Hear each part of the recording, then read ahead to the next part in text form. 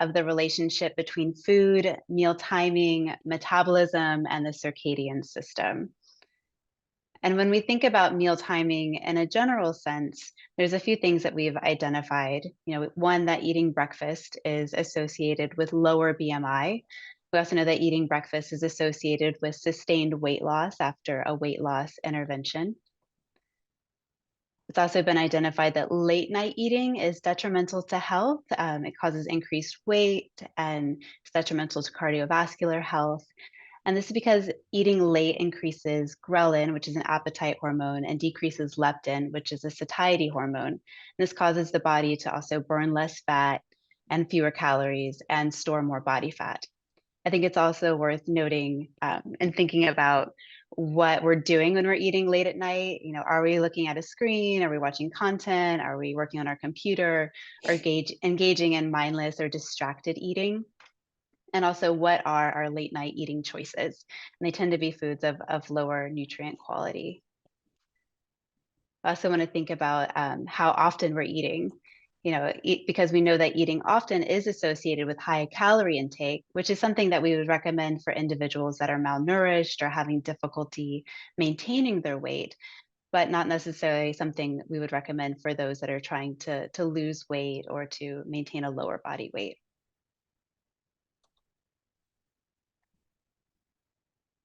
And fasting really has its roots in religious fasting, and there are various forms of religious fasting, and this could include partial or total abstention from all foods or just a select group of prohibited foods like animal products or meat. And there have been some beneficial health effects observed during these fasting periods, but they're not necessarily sustained.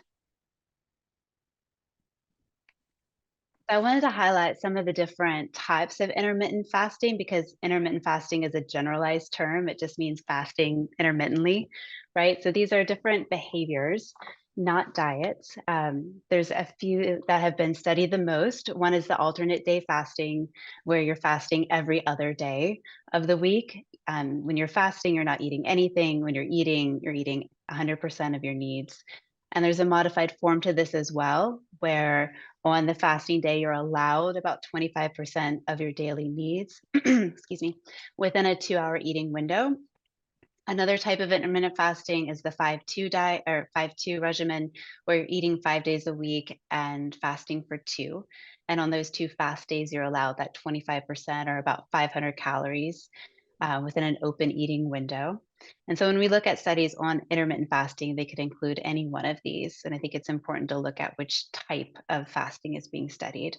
But today we're going to focus on time restricted eating, which is a 7-day behavioral pattern where the eating window could range from anywhere from 4 to 10 hours, depending on the type of time restricted eating regimen that's being done. And this is really seen as an alternative to caloric restriction. And oftentimes it's really marketed as, eat whatever you want, but just do it within this time frame. We'll talk about some of the potential limitations to that as well. So when we think about normal eating and our normal eating window of time, this is the starting period from the beginning of your first meal to the end of your last meal. And most adults eat within a 12 to 15 hour window of the day over a 24-hour period. So for example, this could be starting to eat at 8 a.m. and then stopping eating at 11 p.m. at night. And more than half of adults eat for more than 15 hours a day. And we know that the majority of Americans have their largest meal at night, which can have detrimental effects on metabolic health that we'll continue to talk about. And so if you haven't asked yourself this before, I think it's worth doing so now. Think about what time of day do you start eating and what time of day do you stop and what is your typical eating window? With time restricted eating, this is reducing this eating window of time to, again, a 4 to 10 hour period. Most studies look about 8 hours because that seems to be more sustainable. And for example, that could be starting to eat at 8 in the morning and then stopping at 4 p.m. or doing what would be considered more of a late time restricted eating where you start eating at 12 p.m. and then stop at 8. And so I wanted to talk about what the circadian system is and just highlight some of the different areas that are involved. It's really controlled by what's considered the central clock, which is in the hypothalamus. And the job of the hypothalamus is to keep the body stable or in homeostasis. And this really regulates the release of hormones within the neuroendocrine system. It's also been identified that there's not only the central clock, but also peripheral clocks in the organs and muscles. And these have physiological responses that control metabolism, sleep, and the immune system as well. And what's been identified is that there are these external factors that influence our central clock and peripheral clocks. Light exposure influences our central clock, and food intake, our sleep wake cycles, and physical activity influence both. And internally, there's this cascade of hormone reactions and synaptic projections that occur. And all of this really plays a central role in the regulation of sleep, our body's metabolism, and the immune system. And so when we think about circadian rhythm, this is this cycle that repeats every 24 hours. And so this is an overly simplified explanation of it, but just for the sake of trying to better understand it, we want to think about this recurrence of hormonal production and changes in metabolism. So around 5 in the morning, our melatonin drops. We wake up, our cortisol rises around 8, and glucose tolerance peaks during the daylight and decreases at night. And so what this means is that if you eat the same meal in the morning, this will raise glucose levels less than if you eat that same meal in the evening. And this explains some of the negative impact of eating large meals at night. In the evening time, we also have a rise in melatonin, our sleep hormone. But melatonin is also implicated in some of the negative effects of late night eating on glucose metabolism. And we also know that light exposure at night can decrease our melatonin levels. Afterwards, we have deep sleep at 2 a.m., our body temperature rises, and we have increased growth hormone. And so when we think about circadian alignment, like what does that mean? It's really the alignment of our central clock with our peripheral clocks, or synergy between our food intake, our sleep, our light exposure, and hormonal responses. So to be in circadian alignment, we would want to have light exposure during the day, to sleep at night, and to eat food during the day. Whereas circadian misalignment is seen as our central clock being out of sync with our peripheral clocks. And this occurs with having light exposure at night, sleeping during the day, and eating food at night. And when we think about who this would happen to, it's individuals with sleep disorders, those that are doing shift work, that work for 24-hour services like hospitals or airlines, those experiencing jet lag. And also last night I was up the majority of the night with my 3-year-old thinking about this and remembering how circadian misalignment happens when caring for infants and young children as well. And so why do we care? This circadian misalignment is considered chronodisruption, and this can have negative impacts. So we know that long-term sleep loss and continually shifting circadian rhythms increase the risk of these issues. And this correlates with decreased leptin, increased appetite, and increased insulin resistance. I think it's also worth noting that night shift work is considered a probable carcinogen. And this is because of the evidence in humans that night shift work increases risk of breast, prostate, and colorectal cancers. We also know that shift work can cause changes in hunger hormone levels and increase appetite for energy-dense foods, and also increase the risk of sarcopenia or muscle loss. So I wanted to take a look at this systematic review of 11 different randomized control trials, and they compared intermittent fasting to a 40% caloric restriction. Those doing calorie restriction could just maintain their regular meal frequency and eat whenever they wanted. And these studies lasted from a range of about 8 to 24 weeks, and they really found equally effective outcomes for weight loss, for changes in fat mass, whereas there were a few trends favoring intermittent fasting for HDL cholesterol and insulin, which may mean that there's a potential glycemic advantage to intermittent fasting when compared with caloric restriction, but both are effective. I think it's also worth noting that the weight loss ranged here from about 4 to 13%. So what are some of the benefits of time-restricted eating? I think what's really interesting about this is that in individuals with cardiovascular disease, diabetes, and high BMI, that there was a metabolic and cardiovascular benefit regardless of weight loss. And weight loss is always seen as kind of the end goal, but I think it's worth noting that there were other benefits achieved here. Cholesterol levels did not seem to be effective, though, so that's worth noting.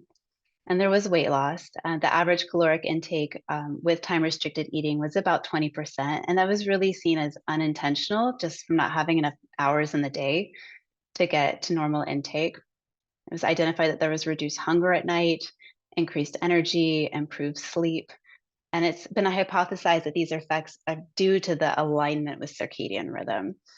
But because there's such a range and duration of an eating window with these time-restricted eating studies from that 4 to 10 hours, some of the benefits really may depend on the timing of food intake and also the fasting duration.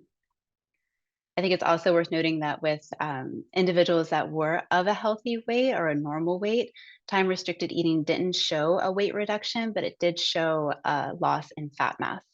And that may further explain some of these metabolic benefits because muscle's metabolically active. And so when we think about the values specific to cancer survivorship, these address a lot of the concerns that individuals that are recovering from cancer treatment are working with. Increased risk for cardiovascular disease, diabetes, weight management issues, fatigue. So I think this is something that could benefit our population. It's also worth noting that time-restricted eating did lower insulin-like growth factor, or IGF-1 levels. And this is a hormone that plays a role in metabolism, growth, and development, but it's also been shown to promote tumor development. And studies have shown that a positive association between high levels of IGF-1 and breast, colorectal, and prostate cancer. Continuing to look at some of the research on cancer survivorship, I wanted to very briefly highlight a few studies that have come out. One study looked at prostate cancer survivors and compared them with controls doing circadian interviews. And they found that eating within a 13-hour window, which is more liberal than the other ones we've been looking at, was associated with reduced risk of recurrence. And that there was a greater risk reduction with eating within that 13-hour window and eating an early breakfast. So doing early time restricted eating. Another study looking specifically at breast found that 2,400 cancer patients with early stage breast cancer without diabetes at baseline, if they were eating, their eating window was greater than 11 hours, they had a 30% higher risk for recurrence. They also found that eating after 8 p.m. was significantly associated with higher C-reactive protein, which is a marker for inflammation, and higher BMI. And that the longer the nightly fast, the lower the A1C levels and the higher number of hours of sleep each night. So a lot of benefits seen there. Another study looking at multiple different cancer types, but mostly breast cancer survivors, found that eating within a 10-hour window significantly improved cancer-related fatigue.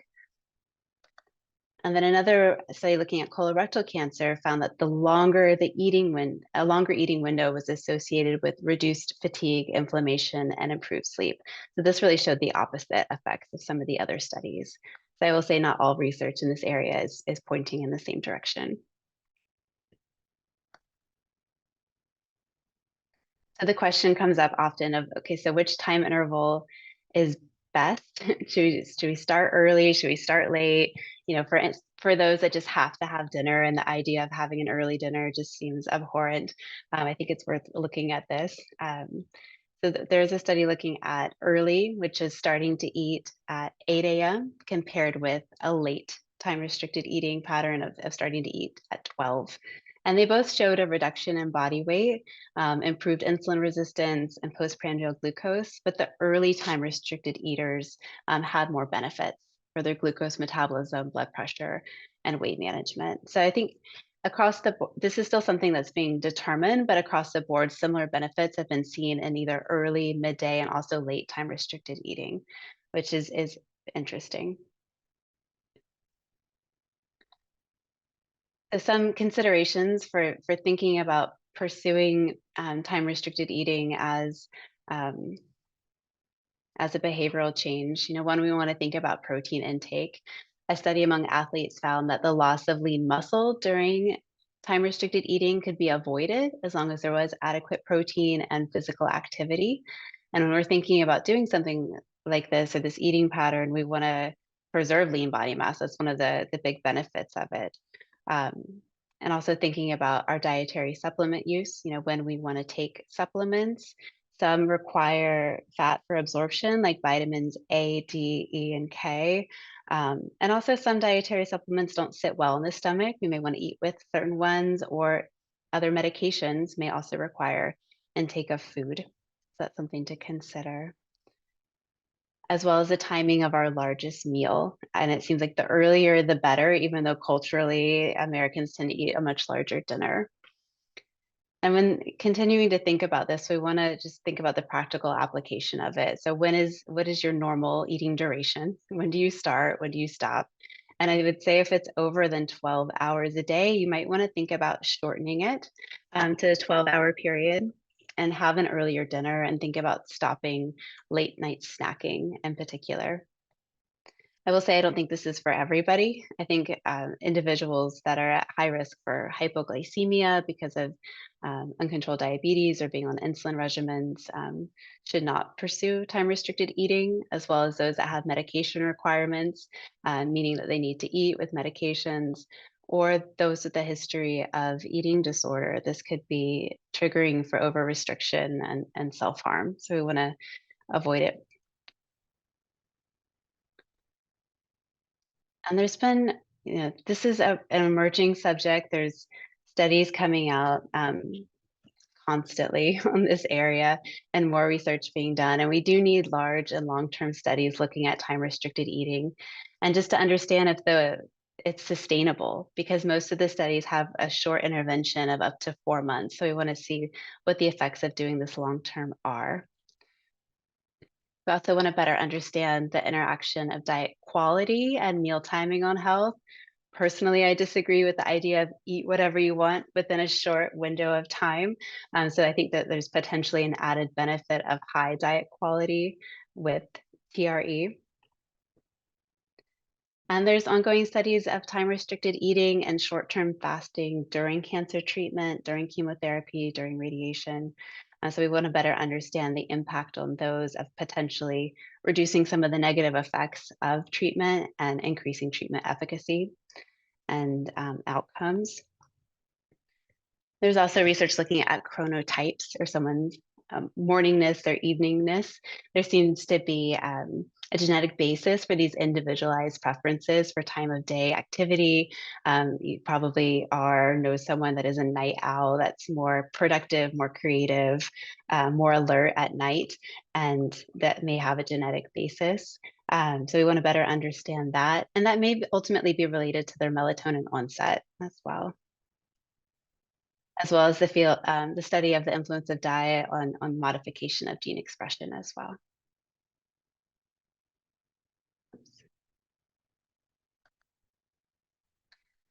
Okay, thank you so much, Yeah. Megan. This will be a great time if our audience has any questions in the chat. I'm going to start. One of the things I haven't seen much research on, maybe a little bit, but I'm curious if you've seen anything about this. We've been talking about timing of eating throughout the day, right? So, the circadian rhythm has to do with our fluctuation throughout the 24-hour period. What are your thoughts on the timing of our meals throughout the seasons? When should we be eating in winter when there are shorter days versus summer where there are longer days? Does that play into the equation that we're talking about? Have you seen anything on that by chance? No, I haven't. And I was thinking about that because of the time that we're doing this, where the days are shorter and the days are suddenly getting longer, but we do have short hours. But I haven't seen anything on that. And I was actually kind of surprised that some of those similar benefits were seen from early midday to late time restricted eating as well. So you would think that if we're eating during daylight hours, there would be a greater benefit, but I don't think that that's really been elucidated. And along those lines, and I because you alluded to the studies that have looked at light exposure, like night shift workers, for example. But night shift workers, some of our participants know have been associated with a higher rate of, let's say, breast cancer or ovarian cancer. Um, does integrating light exposure, so trying to do both interventions at the same time, where let's say you're doing intermittent fasting along with making sure you're getting natural light during the day, coupled with darkness at night, would that have? I don't think that research is Yeah, done, but the I question is, don't does think that so have either. synergistic benefits? Right, right. Like, can we mitigate like the negative effects of night shift work by having UV light exposure Right. and time restricted eating? Yeah, I don't think we know the answer to that, or for jet lag, right? So I think that that's an interesting field of study because we're obviously still going to need night shift workers for these 24-hour services, right? So how can we better support them? Okay, I'm going to read one of the questions in the chat. What is the ideal fasting period? Some studies show that anything more than 14 hours of fasting is harmful and causes gallstones in some individuals.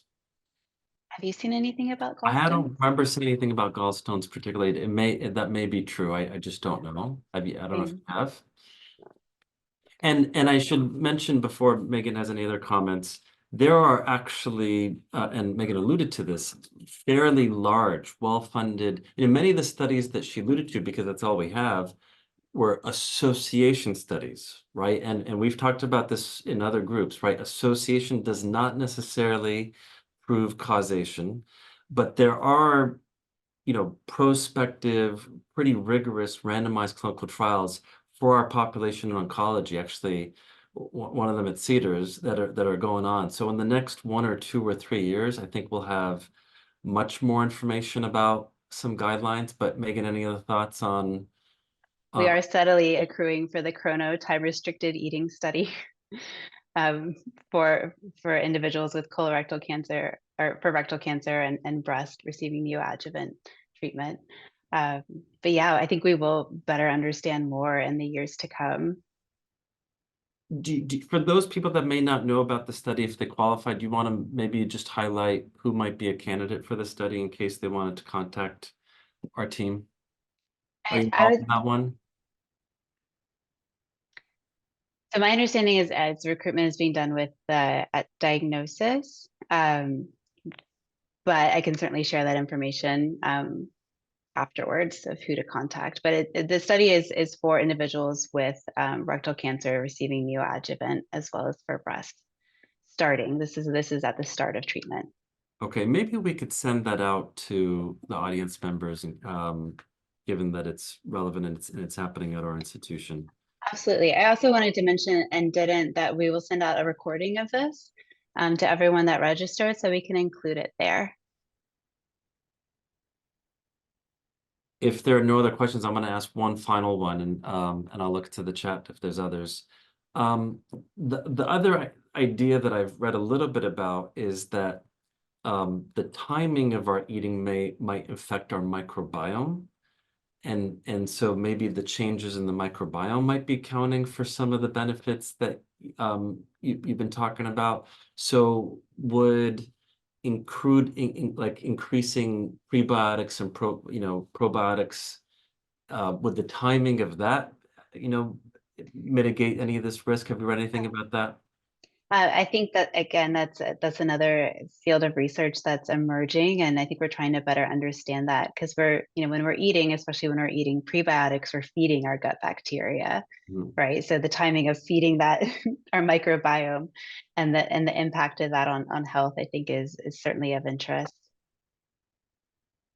Okay, and I see another question in the chat. Is there research on 1 to 3 day fasting? Um, I want to think about like how often that's happening. I mean, there's certainly research on short-term fasting as well, and I think most of it that I've looked at has been more central to during treatment, so to during chemotherapy treatment, doing these short-term fasts. But in general, is there a benefit to doing that on a periodic basis? There may be because it does play into caloric restriction overall. But the studies that I focused on were the ones that were more often. So looking at that 5-2 diet, so eating for 5 days and fasting for 2, as well as the other trials. Okay, great. And one more question. Can probiotics contribute to gastrointestinal side effects during chemotherapy? Anything you've seen in that space? I have not. I have not seen probiotics specifically like making side effects worse necessarily. Have you I have not seen that seen either. anything? Okay. I could certainly look into that. I'm going to make a note for myself. And again, when we send out notes, we'll make sure to include everyone who's registered today. So I'm going to make a note about that. One more question to clarify. Based on the study you cited that colorectal patients benefit from longer eating period, do you think they do not benefit from intermittent fasting? That was the conclusion of that article, that for fatigue, there wasn't a benefit for colorectal cancer patients. So that I think that was one study, and we want to consider it along with all of the other research. But there are a limited number of studies on cancer survivorship, and I think that one was interesting. So potentially no. And Megan, I'm going to kind of just give my overall clinical take because this is such a confusing. Because I know we're all looking for answers, right, on definitive answers, what we should not do. And I think in the world of nutrition, that's why we have these sessions. It's so overwhelming and complicated with so many myriad of variables that are in play. One general tenet that just common sense thing that you're all aware of is if I'm trying, let's say, a new diet, let's say you try intermittent fasting, and if you feel like it's safe based on discussions with your provider, just common sense, like you might try it for 6 weeks and pay attention to, how's your sleep, how's your energy level, how's your mood, how's your physical strength. Obviously, if anything gets worse, that's some sense that probably may not be a good idea. Yeah. So I wouldn't lose sight of common sense, especially when the studies are ongoing and we don't have 100% definitive answers on what to do yet. But would you agree? Agree. And Michelle, I wanted to go back to your question. And I think that, for colorectal, um, the study looked at specific parameters on sleep quality and fatigue, but perhaps intermittent fasting has benefits for other things like weight management or management of diabetes or cardiovascular disease. Right. So that's something to consider as well. Is like, what are you doing this for? Are you doing it for weight management? Are you doing it to lower blood sugars? And looking at that as an outcome for your own practice. If you do choose to trial this and see how it feels in your body, what benefits are there for you and what drawbacks occur for you. Okay, great. So again, these were meant to be short sessions so that we're not overwhelming everyone. I want to thank Megan, who apparently was up most of last night with twins, young twins. So thank you for, despite your circadian rhythm challenges, doing this for us as always. Feel free to send us comments on topics that would be helpful for us to take a short deep dive into. And we hope to see you at the next one. And again, I wish everyone a very, very happy, healthy new year. Megan, thanks again. Thank you. Thanks, everyone.